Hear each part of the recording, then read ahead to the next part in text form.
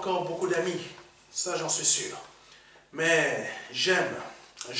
L'Esprit Saint, il faut qu'il dise la vérité. Il faut qu'il dise la réalité.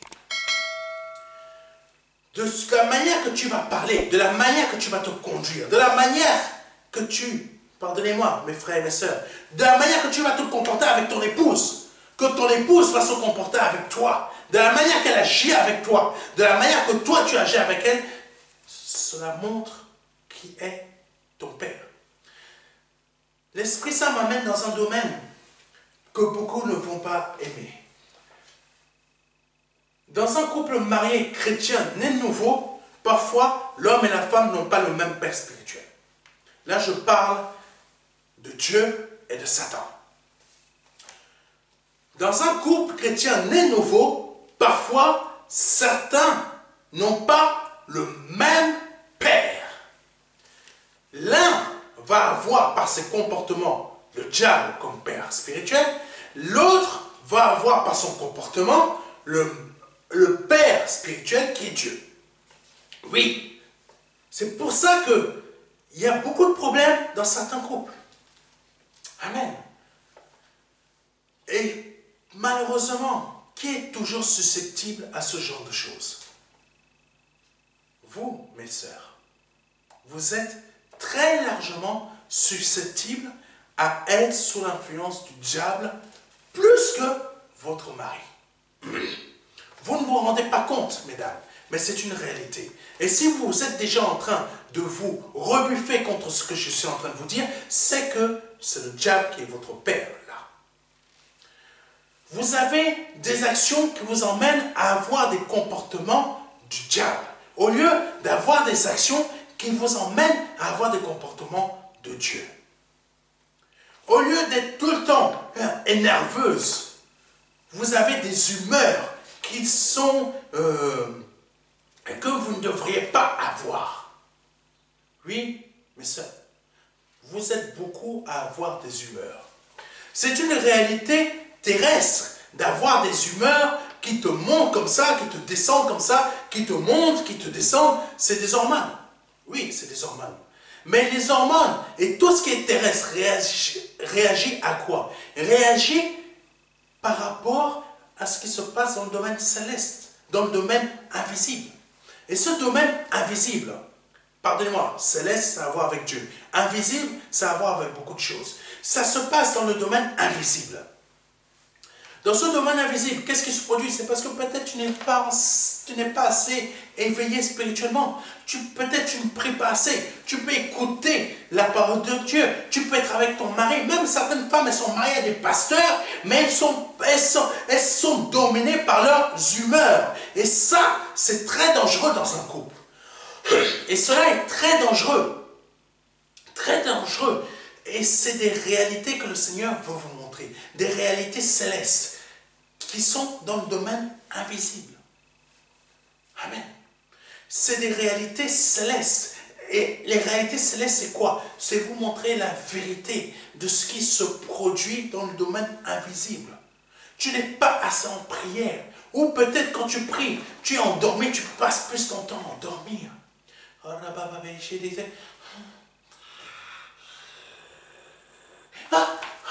Alléluia.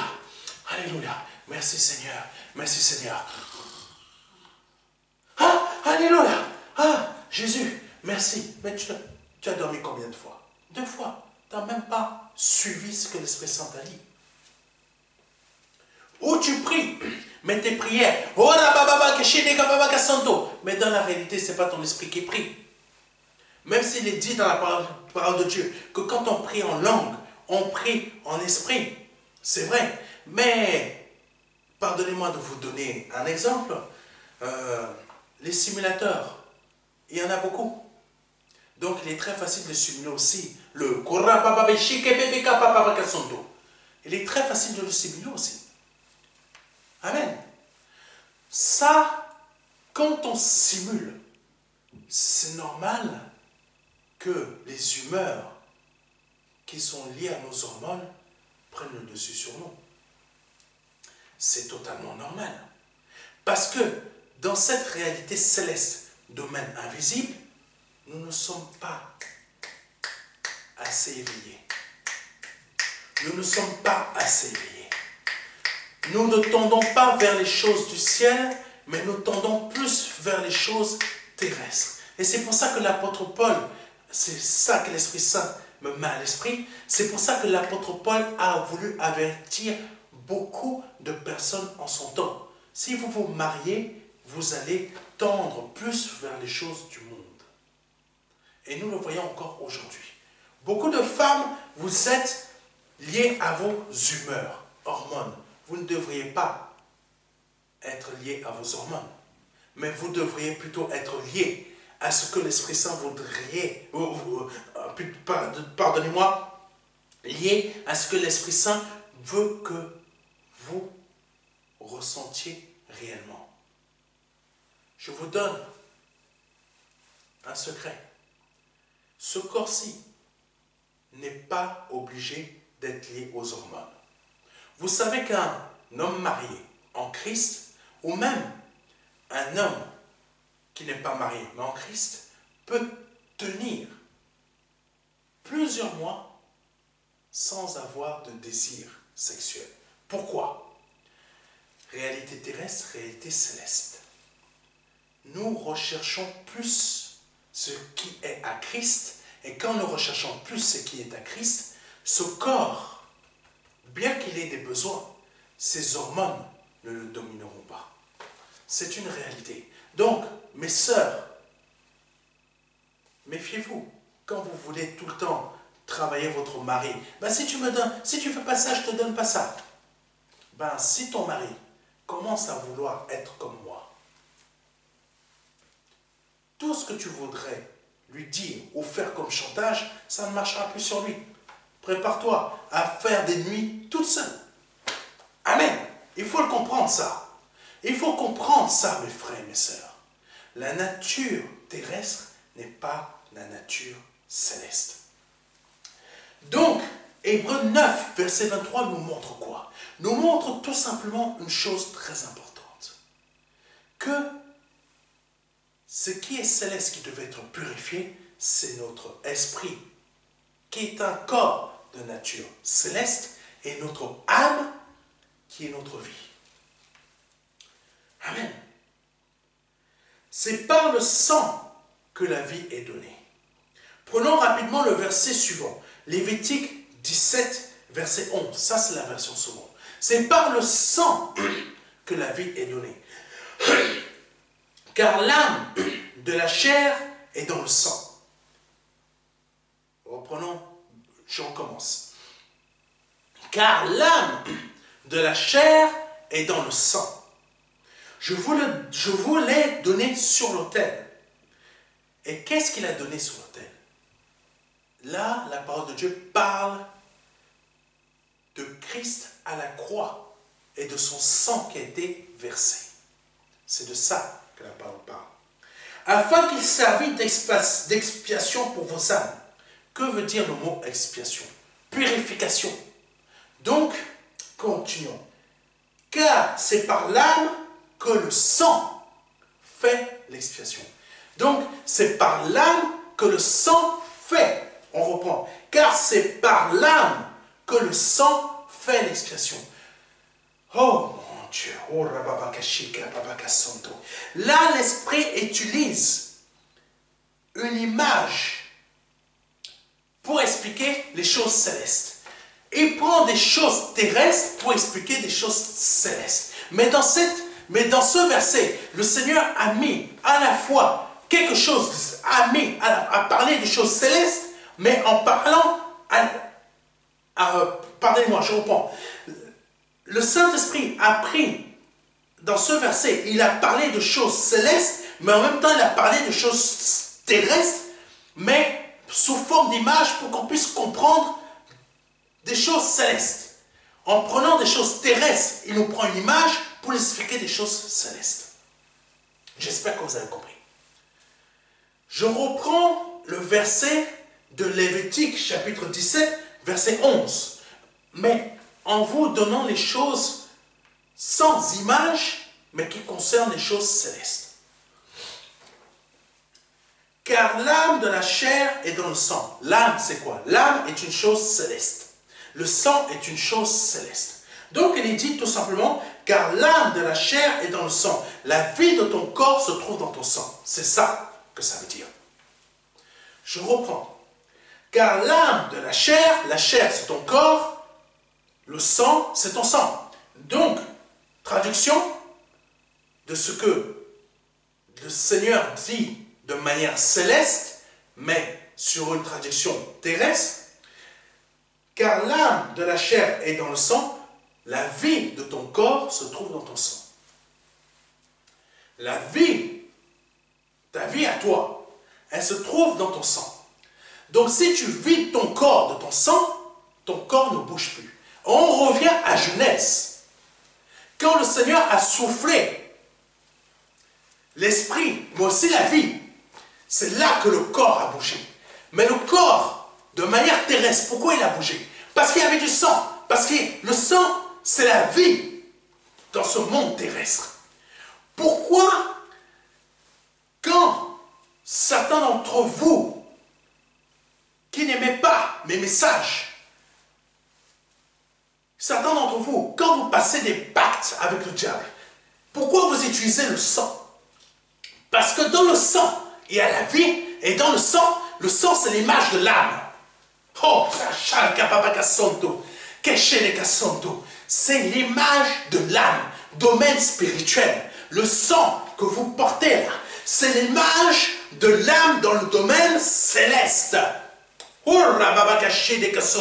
C'est pour ça que vous qui m'écoutez, n'allez pas passer de pacte.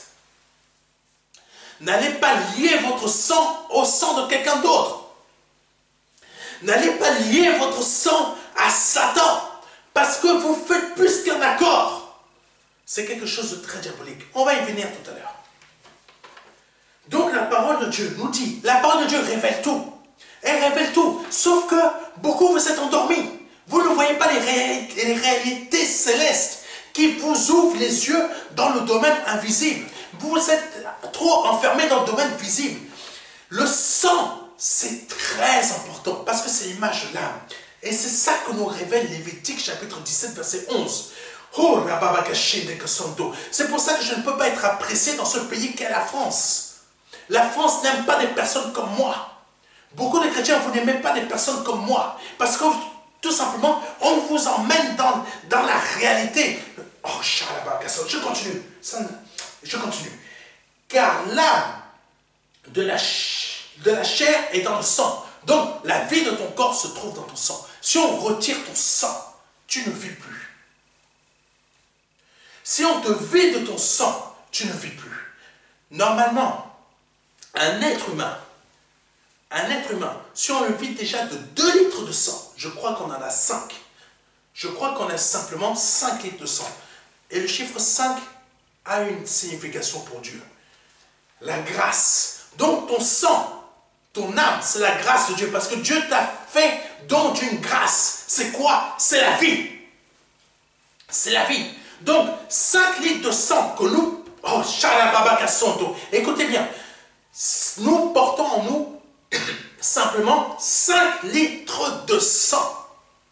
Réalité terrestre. Réalité céleste. Grâce de Dieu. La vie. Donc la vie que nous avons, que nous bougeons, c'est la grâce de Dieu. Toi qui ne connais même pas encore le Seigneur et qui te comporte d'une manière orgueilleuse, même certains d'entre nous qui sont chrétiens, on se comporte d'une manière orgueilleuse. 5 litres de sang qui est en toi, le Seigneur te dit chaque jour que c'est une grâce que j'ai été faite. Donc tu n'as... Oh, tu ne peux pas dire que tu ne connais pas Dieu. Tu ne peux pas dire que tu ne connais pas Dieu. Parce que tout simplement, tu portes 5 litres de sang. Amen. Et il suffit simplement qu'on t'en retire 2 litres. 2 litres, tu ne survis plus. Il suffit simplement qu'on retire 2 litres de sang d'un corps humain, l'homme meurt. Même s'il lui reste 3 litres de sang. 3 litres. Il faut qu'il soit transfusé immédiatement. 2 litres, on retire 2 litres de sang à un être humain, le corps va mourir. Le corps va à la mort. Le corps est en train de mourir. Amen. Parce que la grâce de Dieu, c'est quoi? C'est 5 litres de sang. Il te faut absolument ces 5 litres. Même si le chiffre 3 a une signification. Mais pour que ton corps soit toujours sur cette terre vivant, il te faut ces 5 litres. Donc, si tu vis encore aujourd'hui sur cette terre, ça veut dire quoi? C'est la grâce de Dieu. C'est la grâce de Dieu. Donc, remercie ton Dieu, toi qui es né de nouveau, et toi qui n'es pas encore né de nouveau. Donne-toi au Seigneur. Parce que si aujourd'hui tu es encore sur cette terre, tandis que d'autres n'y sont plus, c'est la grâce de Dieu. N'oublie pas, chiffre 5, 5 litres de sang.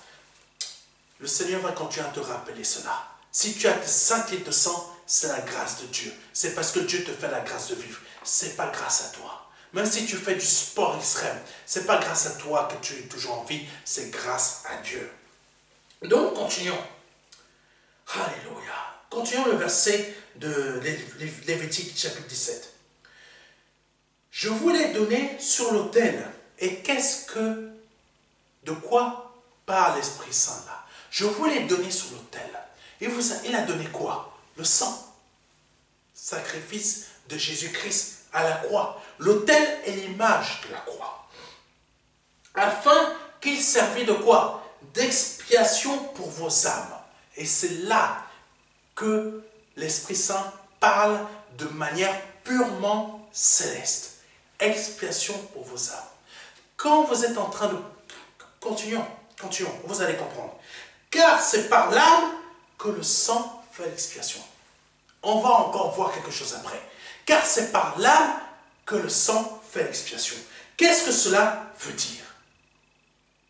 Qu'est-ce que cela veut dire? Afin qu'il servît d'expiation pour vos âmes. Car c'est par l'âme que le sang fait l'expiation. Alléluia. Beaucoup de personnes, vous comprenez les choses en envers. Vous pensez que c'est votre corps qui est sauvé. Votre corps n'est pas sauvé. Moi, ce n'est pas mon corps qui est sauvé. Toi qui m'écoutes pour la première fois, qui est né de nouveau, ou qui m'écoute depuis très longtemps, ce n'est pas ton corps qui est sauvé. L'Esprit Saint nous révèle par cette parole en disant, je vous l'ai donné sur l'autel. Il a donné quoi? Son sang. Afin qu'il servît, le sang a servi de purification. Pourquoi? Pas pour notre corps. Amen.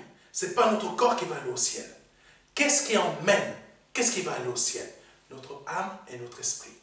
Mais notre esprit, pour qu'il aille au ciel, il faut... Alléluia. Mais pour que l'esprit soit ressuscité, et pour que ton corps céleste, plutôt ton corps spirituel, qui est l'esprit, aille au ciel, il faut quoi? Il faut que l'âme soit purifiée. C'est pour ça qu'il est dit dans ce verset, afin qu'il servît d'expiation pour vos âmes. Si le Seigneur est mort à la croix, ce n'est pas pour sauver notre corps, mais c'est pour sauver notre partie spirituelle. L'âme qui va ressusciter l'esprit. Parce qu'il faut que l'âme soit purifiée pour que l'esprit soit né de nouveau. Quelqu'un me comprend? Il faut que l'âme soit purifiée. Il faut que l'âme soit purifiée pour que notre esprit, lui qui est mort, bien que notre corps soit en mouvement, puisse être ressuscité. Après, ça continue. Car c'est par l'âme que le sang fait l'expiation. C'est par l'âme que le sang... Quelqu'un me comprend? C'est par l'âme que le sang est purifié. C'est par l'âme que ton sang est lavé. Donc, si le Seigneur a versé son sang, dans son sang, il y a son âme. Et son âme purifie notre âme. Et de notre notre sang est purifié. Amen. C'est de ton âme que ton sang sera lavé, sera purifié de la drogue, du péché, de l'alcool, du tabagisme. Tout ce qui est en train de circuler dans ton sang. Quand, la drogue, qu'est-ce qu'elle va détruire en réalité? Où circule la drogue? Et par quoi circule? Écoutez-moi bien. Les virus, la drogue, la cocaïne, toutes sortes de substances, le tabac, tout ce que nous buvons, tout ce que nous mangeons.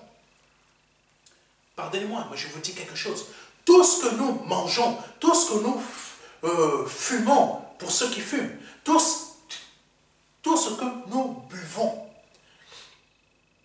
tout ce que nous respirons, pollution, tout ça, tout ce que nous faisons, tout ce que nous mettons sur notre peau comme pommade,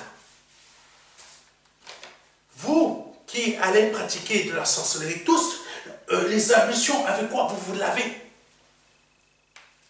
Vous ne le savez peut-être pas pour certains d'entre vous, mais tout cela finit où? Dans le sang. Vous ne le savez peut-être pas. Que ce soit les virus, que ce soit quoi, je ne sais pas quoi d'autre. Tout cela finit où? Dans le sang. Donc, le sang, le cancer, il attaque quoi? Il passe par quoi? Il passe par le sang. Tout passe par le sang. Parce que le sang, c'est la vie. Et dans cette réalité terrestre, le péché passe, le péché qui est spirituel, qui se matérialise par toutes sortes de choses, alcool, drogue, et tout ce que j'ai nommé tout à l'heure, ça va attaquer quoi? Vous ne comprenez toujours pas? Ça va attaquer quoi? Ça va passer par quoi? Ça va passer par le sang. Parce que, pourquoi ça passe par le sang? Parce que le sang est l'image de notre âme dans le céleste. Oh, j'espère que vous comprenez. Parce que le sang est l'image de notre âme dans la réalité céleste. Donc, c'est pour ça qu'il est dit, afin qu'il servît d'expiation pour vos âmes, ton âme est purifiée. Toujours, premièrement, le spirituel. Ce qui est invisible, c'est la priorité. Ton âme soit purifiée. Car c'est par l'âme que le sang fait l'expiation. Amen. Donc, quand le Seigneur a versé son sang à la croix, en fait, c'est son sang qui est une réalité terrestre. Ce sang-là avait pour mission de purifier notre âme. Notre âme, qui est une réalité céleste. Afin que cette âme, quand on se donne au Seigneur Jésus-Christ, cette âme qui est purifiée ressuscite notre esprit. Mais quand cette âme qui est purifiée a ressuscité notre esprit, cette âme nous emmène à une purification interne. C'est pour ça que vous voyez des personnes qui étaient droguées avant ne le sont plus. Parce que cette âme, il est dit, car c'est par l'âme que le sang fait l'expiation. C'est par cette âme que leur sang, réalité terrestre, est purifié. C'est pour ça que vous voyez qu'ils sortent de la drogue. C'est pour ça que vous voyez ceux qui étaient alcooliques avant ne le sont plus. C'est pour ça que vous voyez que ceux qui étaient violents avant ne le sont plus. Ceux qui étaient satanistes ne le sont plus. Ceux qui étaient des tueurs ne le sont plus. Parce que ceux qui étaient des violeurs ne le sont plus. Ceux qui maltraitaient, tabassaient leurs femmes ne tabassent plus. Pourquoi? Parce que leur âme a changé. Qui dit âme, dit sang qui change, mais dit pensée, qui dit réflexion, qui dit conduite, qui dit tout ce type de choses. Et qui dit que leur corps céleste maintenant est ressuscité. Afin de pouvoir aller au Seigneur Jésus-Christ. Si ce corps céleste est ressuscité, quand on va mourir, ta conscience, là tu es conscient que tu vis. Je suis conscient que je vois cette réalité, mais cette conscience-là, qui est purifiée, je serai toujours conscient là-haut. Je serai toujours conscient, mais cette fois-ci, avec encore d'une autre nature, tandis que je serai conscient que je n'habiterai plus ce corps humain. Ce corps se trouvera dans la tombe. Ce corps se trouvera en train d'être bouffé par des vers. Parce que c'est une réalité terrestre. Mais je serai conscient que je ne suis plus dans cette nature terrestre. Mais je suis conscient que je suis dans une nature céleste auprès de Dieu. C'est pour ça que je vous avertis, mes frères et mes sœurs. Ne soyez plus les vierges endormies, mais soyez les vierges réveillées. Parce que ce que je vous dis, c'est une réalité. C'est une réalité. C'est une réalité. C'est une réalité. Mais continuons. Donc le sang est l'image d'une chose invisible que l'on appelle âme.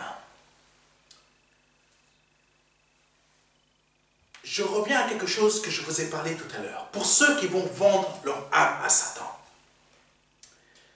Quand une personne vend son âme au diable, cela veut dire que dans le domaine de l'invisible, comme dans le visible, cette personne a signé un accord avec le diable. Et c'est plus qu'un accord, parce qu'elle a hypothéqué. Elle a hypothéqué dans le visible son sang et dans l'invisible son âme. Ce qui veut dire que sa vie terrestre et son esprit sont la propriété du diable. C'est pour ça que la parole de Dieu parle de racheter. Nous sommes tous des rachetés. Ceux qui ont vendu leur âme à Satan, comme ceux qui n'ont pas vendu leur âme à Satan. Parce que celui qui vend son âme à Satan, comme celui qui ne vend pas son âme à Satan, sont sous la domination du péché. Sont sous la domination du péché, donc de la mort et du diable. Ça veut dire que Christ nous a rachetés. C'est un rachat qu'il a fait. C'est un rachat puissant.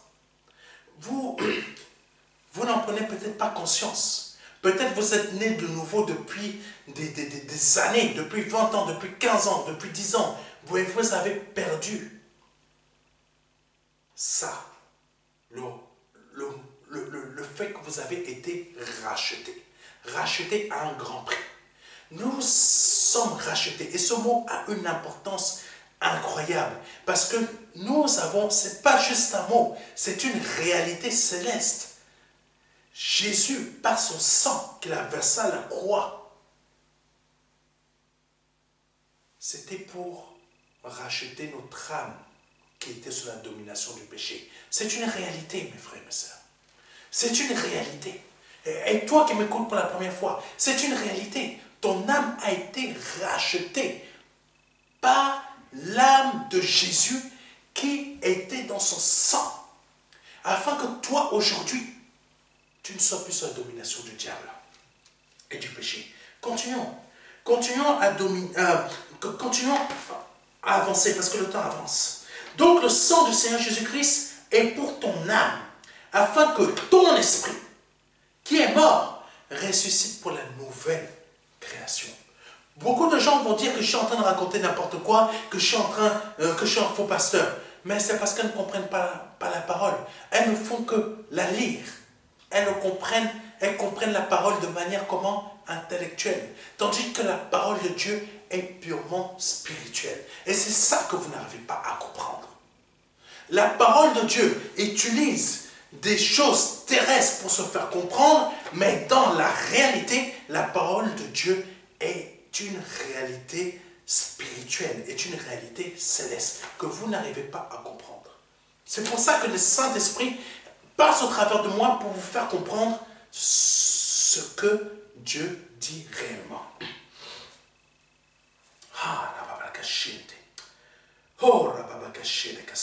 N'oubliez pas que le diable n'a rien en nous. Même s'il essaie de nous rappeler notre faiblesse, infirmité et autres. Oh, mais regarde, tu es faible, tu n'as plus de force pour faire ça. Regarde, tu n'as pas de jambes, tu ne peux pas faire ça. Regarde, tu ne sais même pas t'exprimer, tu ne peux pas faire ça. Regarde, tu n'as même pas les diplômes pour faire ce projet que tu voudrais faire. Tu es incapable, tu n'as pas le niveau scolaire. Vous savez que le diable, au travers de ces candidatures, nous rappelle à chaque fois, tu n'as pas le bac plus 5, donc tu ne peux pas faire ce travail. Tu n'as pas le bac plus 3, donc tu ne peux pas faire ça. Tu n'as pas le bac plus 40 000, donc tu ne peux pas faire ça. Le diable nous rappelle constamment dans cette réalité terrestre que nous sommes incapables. Mais le Seigneur nous rappelle constamment dans notre réalité céleste, par son sang qui nous a purifiés, que nous sommes capables de faire toutes ces choses. Je vous ramène à quelque chose de très important.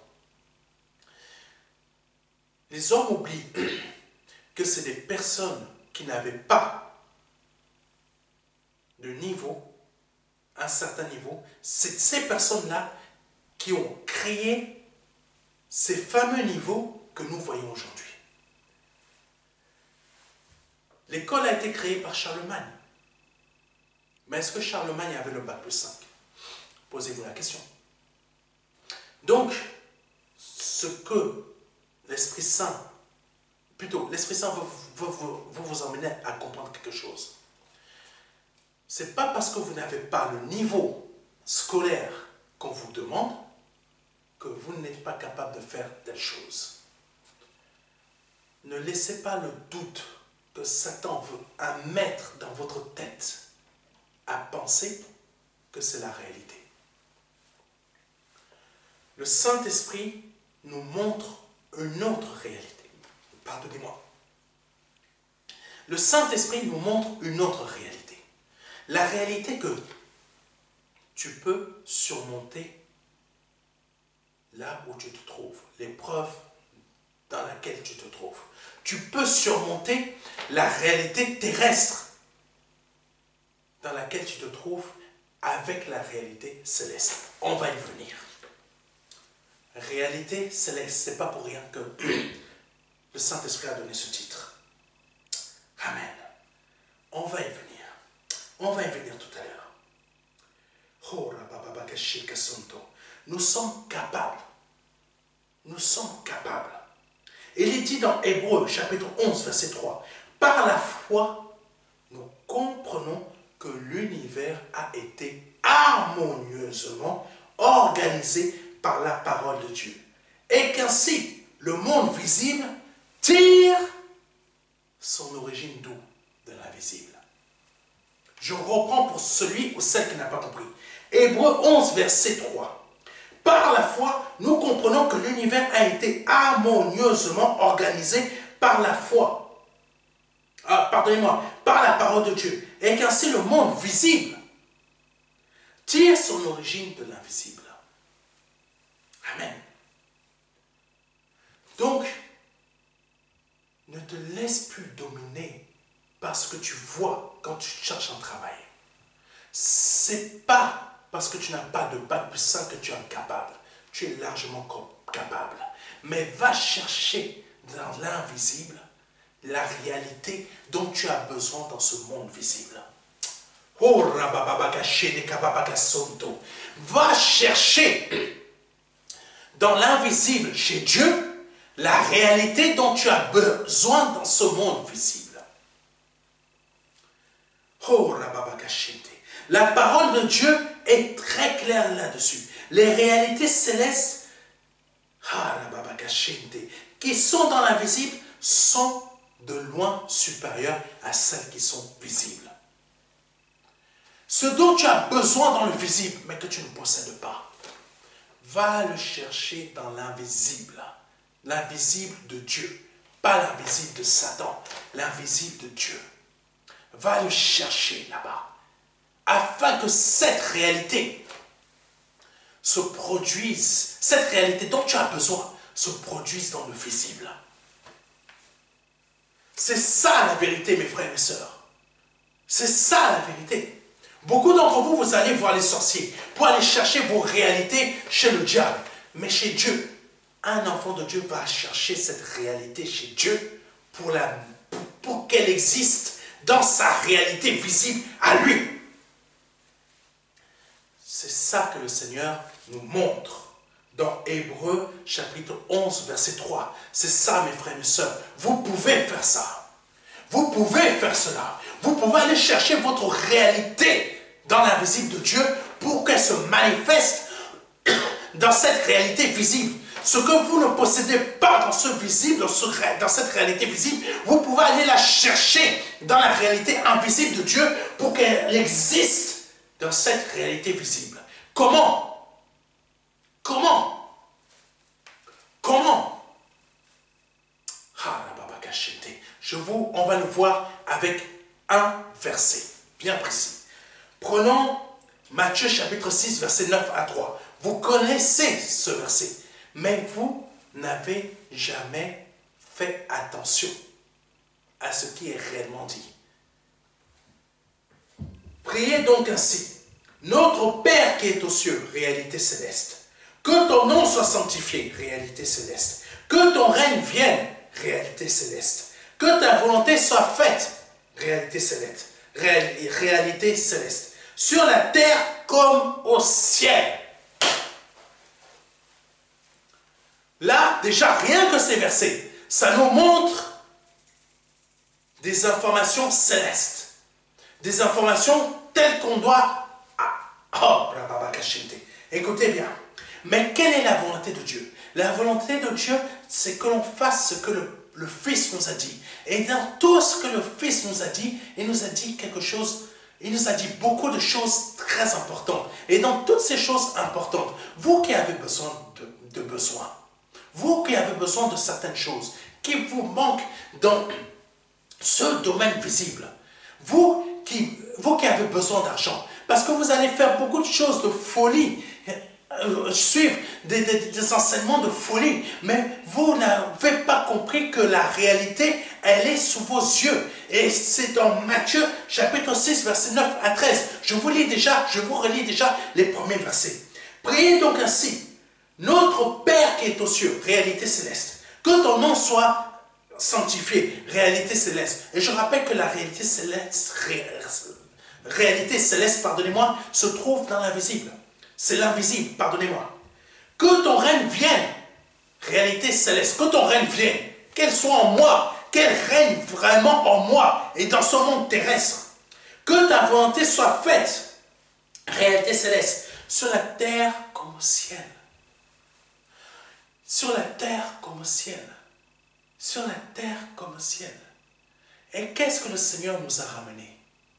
La volonté du Père, qui est céleste, et qui doit être marqué où?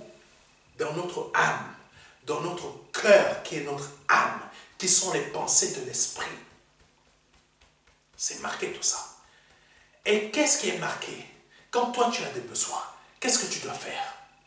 Tu dois demander au nom de Jésus-Christ, tu dois demander au Père ce que ton cœur désire. Tu dois demander au Père ce que ton cœur désire, mais au nom de Jésus-Christ. Et crois que ce que tu as demandé, tu l'as déjà reçu. Et cela va se manifester dans ce monde visible. C'est quoi ce verset? C'est une réalité céleste. Et cette réalité céleste fait partie de quoi? De la parole de Dieu. Et cette parole de Dieu fait partie de quoi? De la volonté du Père. Et qu'est-ce que le Père, il a dit? Que ta volonté, réalité céleste, soit faite sur la terre comme elle est faite dans le ciel. Vous lisez ce verset, mais vous ne comprenez même pas la moitié de ce qui est marqué. Spirituel, ce que tu n'as pas dans ce monde visible, tu dois aller le chercher dans l'invisible chez Dieu pour que ça se manifeste sur... Alléluia. Vous croyez que c'est que les sorciers qui peuvent faire ce genre de choses? Vous n'avez même pas compris la moitié de la parole de Dieu. Vous croyez que c'est que les sorciers qui peuvent faire ce type de choses? Eux qui vont passer des pactes avec Satan. Mais toi qui es enfant de Dieu, dont l'âme est purifiée par l'âme de Jésus-Christ, par son sang, tu n'as qu'à demander ce que je viens de te dire. Tu n'as qu'à aller voir le Père. Tu te mets à genoux, tu pries, tu demandes ce dont tu as besoin par le nom de Jésus-Christ. Et tu vas voir cela s'accomplir dans ta vie. Mais il faut que le règne de Dieu soit en toi pour que cela s'accomplisse. C'est parce que si tu es déjà en train de plein concubinage, ne t'attends pas à ce que cela soit fait parce que tu es toujours sur le domaine de Satan. Réalité céleste.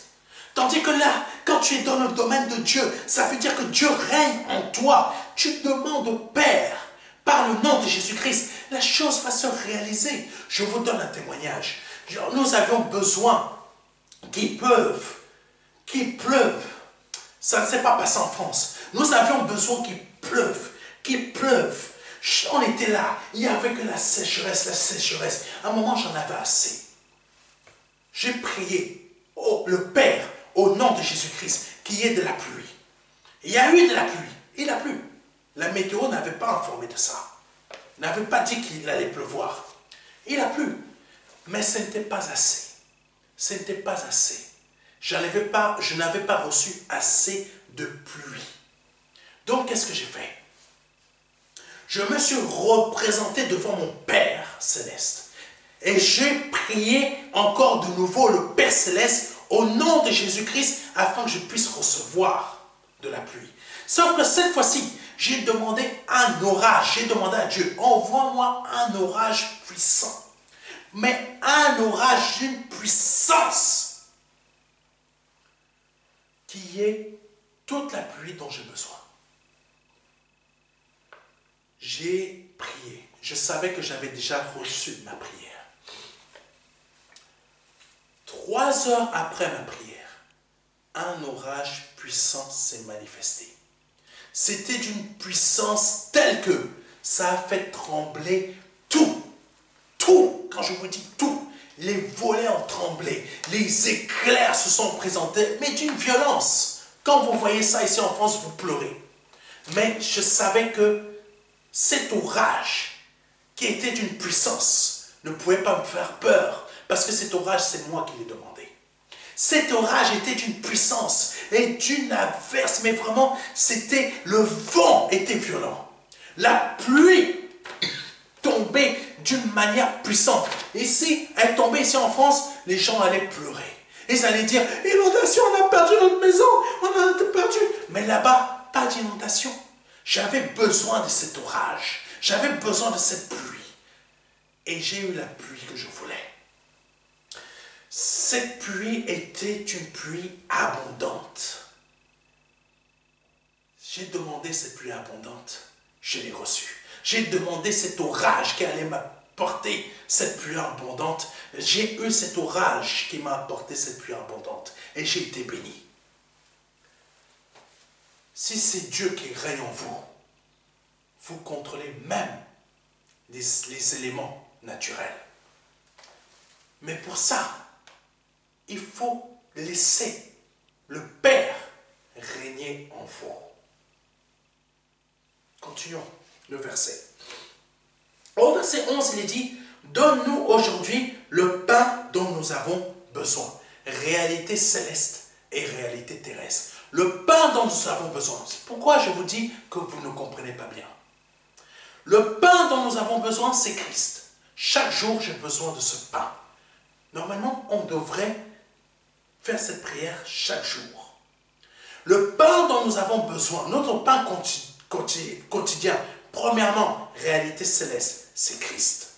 Et après, réalité terrestre, le pain dont j'ai besoin pour que mon corps puisse renouveler quoi? Le sang quotidiennement. Alléluia. Vous n'aviez pas compris ça comme ça. Mon pain quotidien céleste pour mon âme, mon pain quotidien terrestre, pour que quoi? Mon sang soit renouvelé quotidiennement. Et le sang est renouvelé comment? Il n'est pas renouvelé tout seul, mes frères et mes sœurs. Si vous ne le savez pas, le sang ne se renouvelle pas tout seul. Il faut manger bien. Il faut manger bien. Il ne faut pas manger n'importe quoi. Il faut manger pour que le sang se renouvelle. Mais il faut manger de la bonne nourriture. De la bonne nourriture au niveau terrestre, comme de la bonne nourriture pour notre âme au niveau spirituel. Notre âme se renouvelle continuellement avec un seul type de nourriture, de pain céleste qui est Christ. Et notre corps, et le sang de notre corps est renouvelé quotidiennement par ce que nous mangeons. Si nous mangeons des produits pas chers, mais de la viande de première qualité, notre sang se renouvelle, mais mal. Mais si nous mangeons de la viande ou des produits de très bonne qualité, ou même de bonne qualité, notre sang se renouvelle aussi, mais il se renouvelle mieux. J'espère que vous avez compris ce que je viens de vous dire. Je viens de vous révéler des réalités célestes, en même temps des réalités terrestres. Continuons le verset. Verset 12. Pardonne-nous nos torts envers toi comme... pardonnez-moi. Pardonne-nous nos torts envers toi comme nous aussi nous pardonnons les torts des autres envers nous. Pardonne-nous nos torts envers toi, réalité céleste, purification. Et réalité terrestre, comme nous pardonnons, amen, comme nous pardonnons les torts des autres envers nous. Alléluia. Ton frère t'a critiqué à l'église? Ton frère a mal parlé de toi? On a mal parlé de toi à l'église? Tu le sais? Mais pardonne, ça veut dire tu purifies l'âme de ton frère. Tu purifies l'âme de ta sœur. Dieu purifie ton âme, mais toi-même, alléluia, continuité de Dieu, tu produis la même chose, tu purifies. Tu as déçu le cœur de Dieu, mais Dieu te pardonne parce que tu lui as demandé pardon. Ton frère ou ta sœur t'a blessé, mais Dieu que tu as blessé, lui t'a pardonné, il a purifié ton âme. Donc, toi à ton tour, purifie l'âme de ton frère, purifie l'âme de ta sœur. Réalité céleste, réalité terrestre. Continuons. Verset 13. Ne nous expose pas à la tentation, et surtout, délivre-nous du diable. Réalité céleste. Ne nous expose pas à la tentation. Ça veut dire que quand nous sommes tentés, la tentation c'est spirituel. Donc quand nous sommes tentés spirituellement, l'adversaire envoie des pensées à notre tête. Donc le siège de notre pensée, c'est le cœur. Mais l'âme, si nous pensons, c'est parce que nous vivons. Amen. Si nous pensons et nous réfléchissons, c'est parce que nous vivons. Donc ça, c'est l'âme. Donc, nous serons tentés. Mais, Père, cette tentation qui se manifeste par une femme qui est habillée en robe moulante, ou par un homme qui est très beau, très joli, qui passe devant moi, ou par des liasses de blé, ou par une très belle voiture, ou par une belle maison, ou par le fait que je vois ma soeur qui a un très bon mari, ou que je vois mon frère qui a une très belle femme, ou je ne sais pas quoi d'autre, qui se manifeste par ce type de tentation dans nos pensées. Seigneur, ça c'est la réalité terrestre, mais la réalité céleste, c'est quoi? Seigneur, ne m'expose pas à la tentation, réalité céleste. Donc, garde mon âme, mon cœur. Garde mon âme et mon cœur, qui est le siège de mes pensées. Et surtout, délivre-moi du diable qui est en train de rôder chaque jour autour de moi, afin que j'ai une pensée qui m'emmène à pécher. Matthieu 6, versets 9 à 13, est une réalité céleste. Est une réalité céleste. Et cette réalité céleste, comment elle se manifeste quand on a besoin de quelque chose? Matthieu 6, versets 9 à 13, nous le montre comment? Par la foi. Parce que ce verset, c'est une demande que l'on fait à Dieu rien que par la foi. Donc, comment on agit pour qu'il y ait quelque chose que nous n'avons pas dans l'invisible se manifeste dans le visible, que nous n'avons pas dans le visible se manifeste. On va le chercher dans l'invisible par la foi. Tout comme quand nous faisons cette prière de Matthieu chapitre 6, verset 9 à 13. Alléluia. Continuons, parce que le temps avance et il ne m'attend jamais. C'est des choses très importantes. C'est par la foi, cette foi-là, que nous manifestons les réalités célestes dans ce monde visible. Par exemple, suite au décret de Pharaon, la famille, les parents de Moïse ont caché Moïse. Parce que Pharaon avait fait un décret pour que tous les enfants du peuple d'Israël soient tués. Ça, c'est le décret dans la réalité céleste. Pardonnez-moi, dans la réalité terrestre. Donc, ce décret, c'était quoi? C'était que tous les enfants du peuple d'Israël meurent. Mais les parents de Moïse ont fait quelque chose. C'est un décret d'un homme d'État. C'est une réalité. Mais nous ne voulons pas que notre enfant meure. Il est tellement beau. Moïse était une tête à bisous. Il était tellement beau qu'il attirait les bisous comme des aimants. Donc les parents de Moïse ne pouvaient pas le laisser mourir. Ne pouvaient pas se soumettre à ce décret. Qu'est-ce qu'ils ont fait? Et ils ont appelé à l'existence ce qui n'existait pas dans la réalité terrestre. Dans cette réalité terrestre, il y avait eu un décret qui a été fait par Pharaon. Tous vos enfants doivent mourir parce que j'ai décidé de les tuer. Et eux, ils sont allés chercher une réalité, la réalité céleste dont ils avaient besoin. Et cette réalité céleste, c'était quoi? Moïse doit vivre. Ils sont partis chercher la vie dans la réalité céleste de Dieu pour l'emmener dans la réalité visible, mais en Moïse. Moïse, tu vas vivre et on va te cacher. Et cette réalité céleste a emmené Moïse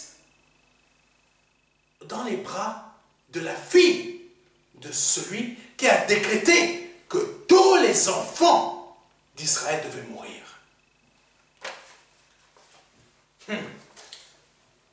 Ça, c'est la puissance de Dieu. Ça, c'est la puissance qui doit vous habiter. Ça, c'est la réalité céleste qui doit vous habiter.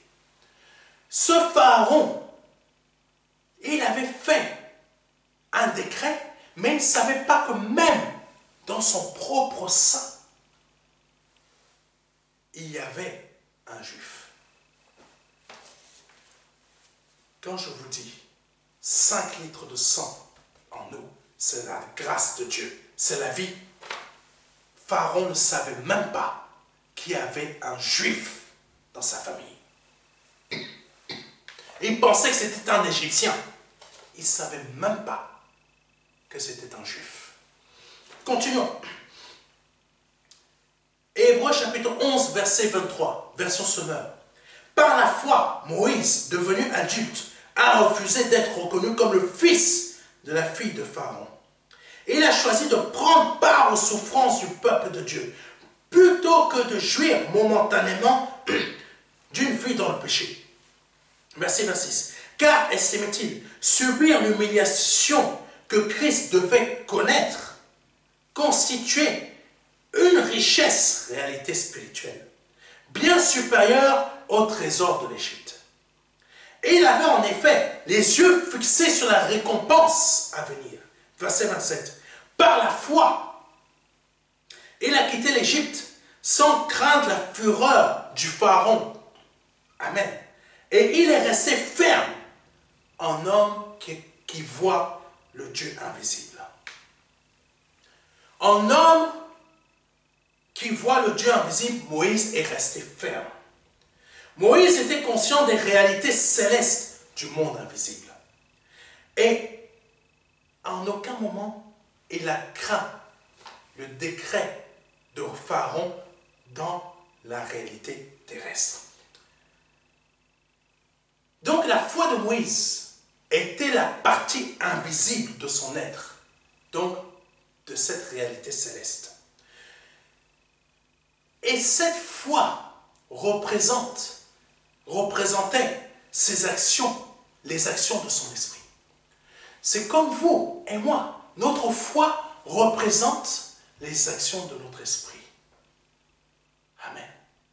Si notre esprit est fort dans la foi, nos actions dans le domaine visible seront puissantes. Donc pour terminer, au travers de ce message, le Seigneur Jésus-Christ veut réveiller votre conscience. Il veut réveiller votre conscience tout comme le message départ, cette petite parenthèse qui concerne les 5 vierges qui avaient leur huile. Et il veut réveiller votre conscience tout comme il avait donné ce verset. En parlant de réalité, de monde, pardonnez-moi, en parlant d'une réalité visible et d'une réalité invisible. Et que cette réalité visible tire son origine d'une réalité invisible. Et il veut réveiller votre conscience sur le fait qu'aujourd'hui, vous devez vous réveiller. Je vais prier pour vous. Saint-Esprit, réveille la conscience de mes frères et mes sœurs, dont leur conscience est comme les 5 vierges qui sont endormies. Réveille leur conscience afin que, à cet instant, ils deviennent éveillés et réveillés comme les 5 vierges qui avaient déjà leur huile et dont les lampes étaient allumées. Saint-Esprit, réveille leur conscience, réveille leur conscience, réveille leur conscience, réveille leur conscience, réveille leur conscience, par le nom de Jésus-Christ. Amen. Si c'est la première fois que vous écoutez un de mes messages et que vous souhaitez donner votre vie au Seigneur Jésus-Christ, je vous invite à répéter après moi. Seigneur, je me repens de mes péchés. Je te demande pardon pour mes péchés. Je te demande pardon pour tout ce que j'ai fait durant ces années. Je me repens de mes offenses. Je me repens de tout ce que j'ai pu commettre. Je m'en repens totalement. Je reconnais que je suis un homme ou une femme pécheresse selon votre sexe. Vous répétez cette prière. Je te demande pardon. Je reconnais que tu es Dieu et que le Père t'a formé un corps et que tu es mort à la croix pour moi, que tu as versé ton sang à la croix pour moi et que par ton sang, j'ai été purifié. J'ai été purifié. Et par ton sang, je deviens une nouvelle créature. Je deviens un être nouveau. Si vous venez de répéter cela après moi, avec conviction et sincérité, vous venez de passer de la mort à la vie.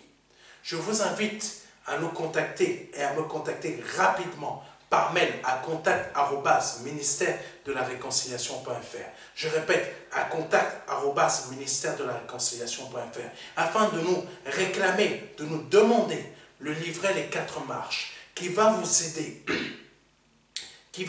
dans votre conversion. Vous pouvez nous le demander en format numérique ou en format postal, donc en format physique. Tout cela tout cela vous sera envoyé gratuitement. Format physique, format numérique. N'oubliez pas, réalité spirituelle, réalité céleste, réalité terrestre. N'oubliez pas ce message. C'est très important pour vous. Que Dieu vous bénisse. Et n'oubliez pas de suivre le message de ce vendredi, parce que ce message de ce vendredi complète ce message-ci. Que Dieu soit béni et que Dieu soit glorifié. À dimanche prochain, c'était le pasteur Serge. Au revoir.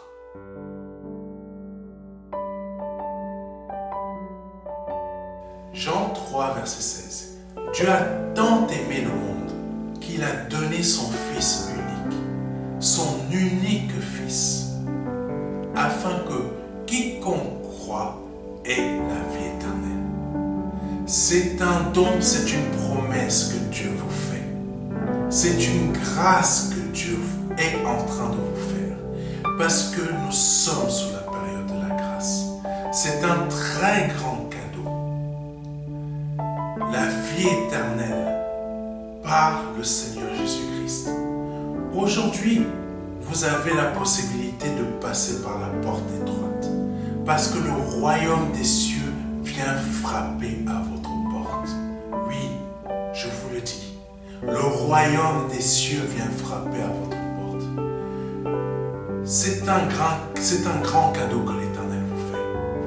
Vous avez la possibilité de l'accepter, de dire oui, Seigneur, je t'accepte comme mon seul Seigneur et Sauveur. Je t'accepte comme mon Dieu.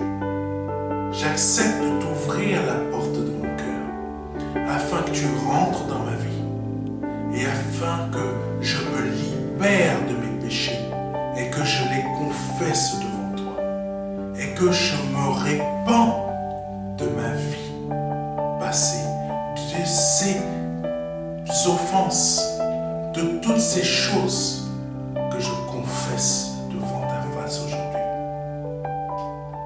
Je reconnais qu'il faut que je passe par cette porte étroite. Cette porte étroite dont le nom est Jésus. J'accepte de te donner ma vie aujourd'hui. Le Seigneur vous appelle à le faire aujourd'hui, afin que vous puissiez passer de la mort à la vie. Parce qu'aujourd'hui est peut-être votre dernier jour, vous ne le savez pas. Peut-être aujourd'hui, c'est le jour où le Seigneur vous appelle à vous donner à lui, à donner votre vie au seul Dieu, au seul et unique Dieu, le Dieu vivant et vrai. Vous avez la possibilité de le faire aujourd'hui parce que c'est la seule porte qui existe. C'est une porte étroite. C'est une porte qu'il faut emprunter pour pouvoir accéder au salut. Vous avez la possibilité aujourd'hui de l'emprunter en nous contactant à contact@ministère de la réconciliation.fr.